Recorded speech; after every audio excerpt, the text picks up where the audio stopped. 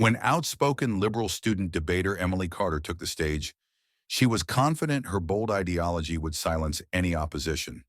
She had no idea that Barron Trump was about to challenge her in a way she never expected. The prestigious debate forum had gathered some of the brightest young minds from universities across America. Throughout the day, students engaged in passionate discussions, but no one anticipated the intense debate that was about to unfold during the open session, where anyone could step up and challenge a speaker.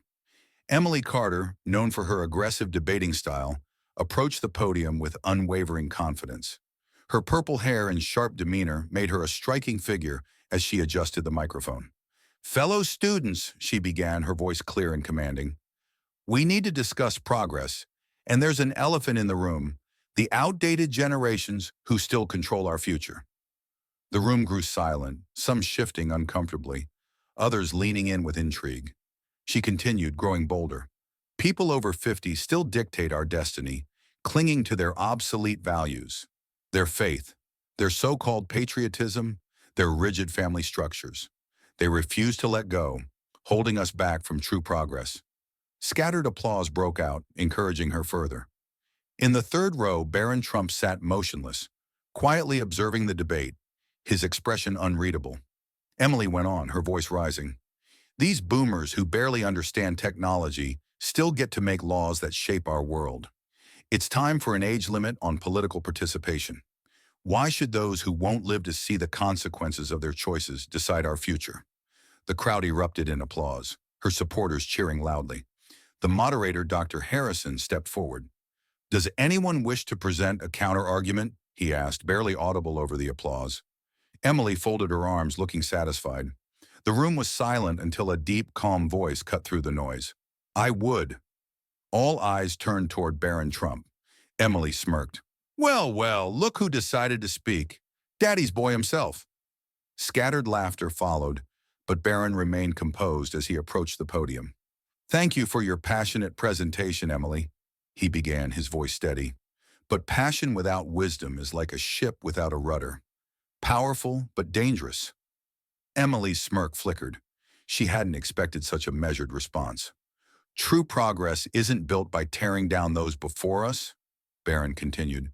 "It's built on their shoulders. You argue that those over 50 shouldn't have a voice, but do you realize they created the technology you used to research your arguments?" Emily rolled her eyes. "That's ancient history."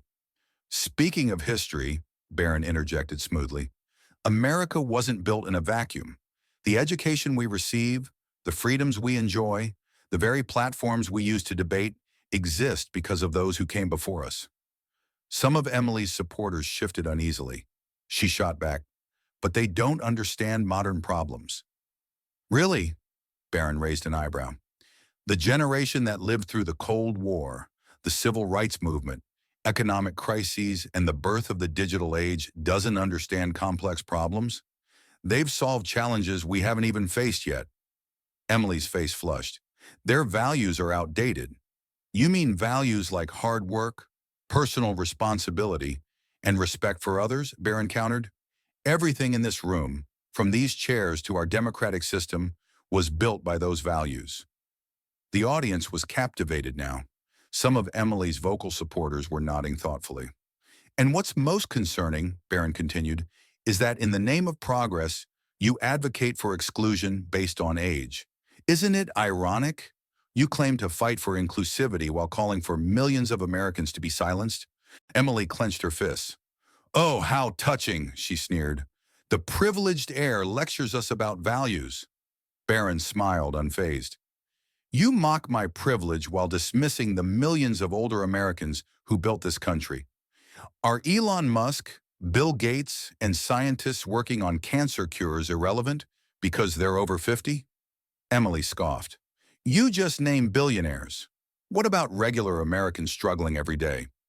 "You claim to champion diversity while mocking people of faith," Barron pointed out. "True diversity means respecting different beliefs, not just the ones you agree with."